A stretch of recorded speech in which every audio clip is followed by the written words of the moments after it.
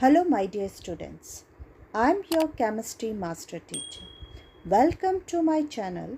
Today we will continue the first chapter of NCERT class 10th Chemical Reaction and Equation.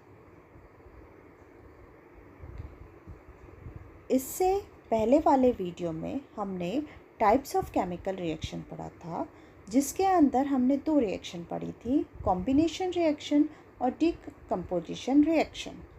अब third reaction जो है वो है displacement reaction. Those reaction in which one element takes the place of another element in a compound are known as displacement reaction. यानी इसके अंदर जो दो कंपाउंड होते हैं उसमें इंटरचेंज हो जाता है, यानी एक एलिमेंट दूसरे एलिमेंट की प्लेस ले लेता है। इसे हम प्रूव करने के लिए हम एक्टिविटी करते हैं, एक्टिविटी 1.9। इसके अंदर हम 3 आयरन नेल लेंगे जिन्हें हम सैंड पेपर से रब कर देंगे, क्योंकि उनके ऊपर रस्ट होता है, इसलिए हम उन्हें पहले सैंड पेपर से रब कर देंगे। उसके बाद हम 2 टेस्ट ट्यूब लेंगे जिसको हम ए और बी मार्क करेंगे, और दोनों टेस्ट ट्यूब के अंदर हम 10 ml कॉपर सल्फेट सॉल्यूशन लेंगे। अब इन दोनों को हम थ्रेड के थ्रू टेस्ट ट्यूब बी के अंदर डिप कर देंगे, जिसके अंदर कॉपर सल्फेट सॉल्यूशन 20 मिनट्स के लिए छोड़ देंगे उसे। फिर 20 मिनट्स के बाद हम उन इंक को कॉपर सल्फेट सॉल्यूशन से निकाल देंगे। अब हम उससे कंपेयर करेंगे कि जो उनका कलर ए और बी में कैसा है। Also compare the colour of iron nail dip in the copper sulphate solution with one kept aside. दोनों का था जो, और एक जो अलग थी, दोनों को कंपेयर करेंगे। Iron in a nail displace copper from copper sulphate solution. यानी कि जो आयरन नेल के अंदर आयरन था वो कॉपर सल्फेट के सॉल्यूशन से किस में चेंज हो जाएगा, कॉपर में। एज अ रिज़ल्ट जो कलर है सॉल्यूशन का वो फेड हो जाएगा। This displacement reaction result in the formation of A elemental copper. Elemental मतलब जब कॉपर सल्फेट आयरन नेल यानी Fe के साथ रिएक्ट कर रहा है तो वो क्या बना रहा है, FeSO4, और इसमें हमें जो एलिमेंटल कॉपर बन रहा है। Impart a blue color to the nail. Note the fade blue appearance later changed to green color. जो ब्लू कलर था वो बाद में किस में चेंज हो रहा है, ग्रीन कलर में, क्योंकि फेरस सल्फेट जो होता है वो ग्रीन होता है। एक और एग्जांपल लेते हैं जो कि रिएक्शन है जिंक और कॉपर सल्फेट के बीच। Zinc reacts with copper sulphate तो बनेगा जिंक सल्फेट एंड कॉपर। यहाँ पे भी यही हुआ कि जो कॉपर सल्फेट की जगह जिंक सल्फेट का फॉर्मेशन हो गया, उसको डिस्प्लेस कर दिया उसने। नेक्स्ट रिएक्शन है double displacement reaction. Those reaction in which two compounds react by an exchange of ions to form a two new compounds, इसलिए उसे डबल डिस्प्लेसमेंट कहते हैं। यानी क्या हो रहा है यहाँ पे, एक्सचेंज ऑफ आयंस और उससे 2 न्यू कंपाउंड्स बन रहे हैं, तभी ये रिएक्शन कहलाती है डबल डिस्प्लेसमेंट, यानी 2 डिस्प्लेसमेंट रिएक्शन हो रही है।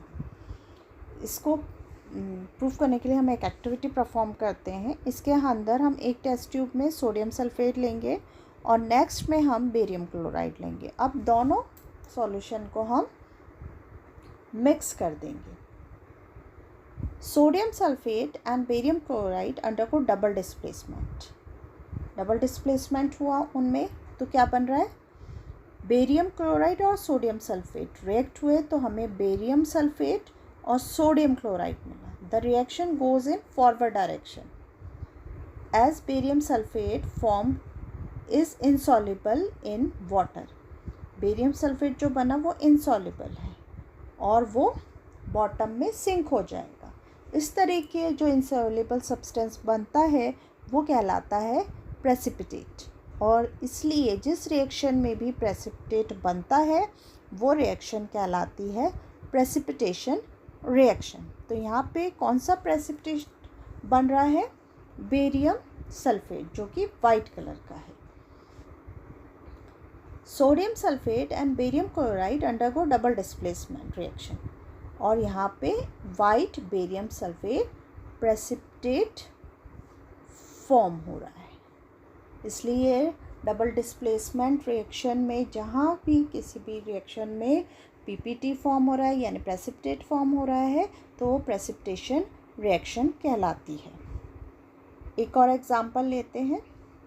Silver nitrate reacts with sodium chloride, dissolve in water, form a silver chloride and sodium nitrate. यहाँ पे सिल्वर नाइट्रेट को जब हम सोडियम क्लोराइड के साथ रिएक्ट कराते हैं तो हमें सिल्वर क्लोराइड और सोडियम नाइट्रेट फॉर्म होता है। यानी यहाँ पे भी एक्सचेंज ऑफ आयंस हुआ और दो न्यू कंपाउंड्स फॉर्म हुए यानी silver chloride and sodium nitrate.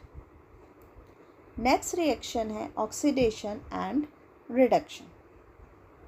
Oxidation और रिडक्शन को हम रिडॉक्स रिएक्शन भी कहते हैं। इसके अंदर रिडॉक्स रिएक्शन हम उन्हें पहचानते कैसे हैं? उसमें फॉर्मल ट्रांसफ़र होता है इलेक्ट्रॉन्स का बिटवीन केमिकल स्पीशीज़। यानी वन स्पीशीज़ रिड्यूसिंग एजेंट हो गए जो कि अंडरगो ऑक्सीडेशन लूजिंग इलेक्ट्रॉन, जबकि दूसरा जो होगा वो ऑक्सीडाइजिंग एजेंट होगा यानी उसमें रिडक्शन होगा और गेन ऑफ इलेक्ट्रॉन्स होगा। The chemical species from which the electron is removed is said to be oxidized, जिसके अंदर से इलेक्ट्रॉन रिमूव हो रहा है यानी वो चीज़ क्या हो रही है? ऑक्सीडाइज हो रही है। और जिसके अंदर ऐड हो रहा है, द इलेक्ट्रॉन इज एडेड, वो रिड्यूस हो रही है। तो हम किसी भी चीज़ को ऑक्सीडाइज कब कहेंगे? जब उसके अंदर से इलेक्ट्रॉन रिमूव होगा। और किसी को भी रिड्यूस तब कहेंगे जब उसके अंदर इलेक्ट्रॉन ऐड होगा। हम इसको दूसरे इस तरह से भी कह सकते हैं कि ऑक्सीडेशन जो होता है वो होता है लॉस ऑफ इलेक्ट्रॉन या increase in its oxidation state. Reduction जो होता है उसमें गेन ऑफ इलेक्ट्रॉन और उसका reverse decrease in oxidation state. एक एक्टिविटी करते हैं। Activity 1.11 heat a China dish जिसके अंदर कॉपर पाउडर है। The surface of copper powder become coated with black copper oxide. जो है रिएक्शन जो होगी जब कॉपर पाउडर को मतलब ऑक्सीजन के उसमें आएगा तो वो क्या बनाएगा? Copper oxide. This is because the oxygen is added to copper and copper oxide is formed. जो ब्लैक कलर आ रहा है वो क्यों आ रहा है? क्योंकि यहाँ पे कॉपर ऑक्साइड का फॉर्मेशन हो रहा है।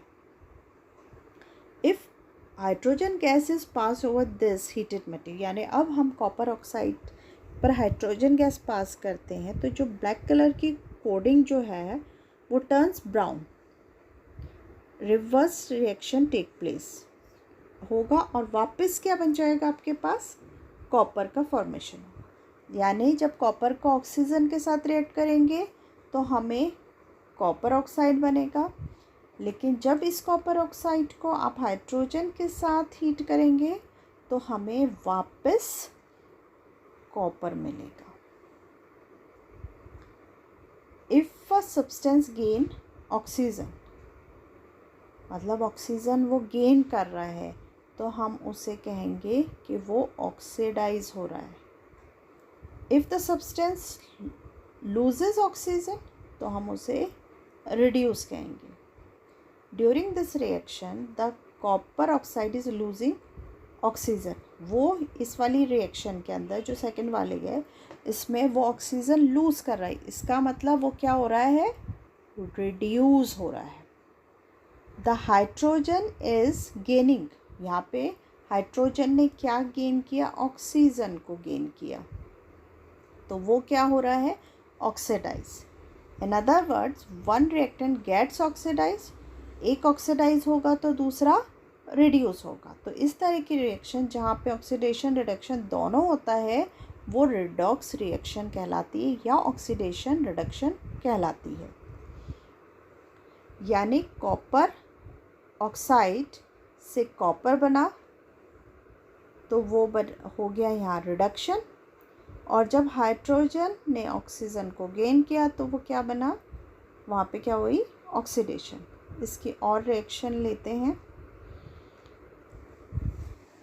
जिंक ऑक्साइड कार्बन के साथ रिएक्ट करेगा तो जिंक प्लस Cu, यानी कार्बन जो है वो ऑक्सीडाइज किस में हो रहा है, Cu, और जिंक ऑक्साइड जो है वो रिड्यूस किस में हो रहा है, जिंक में।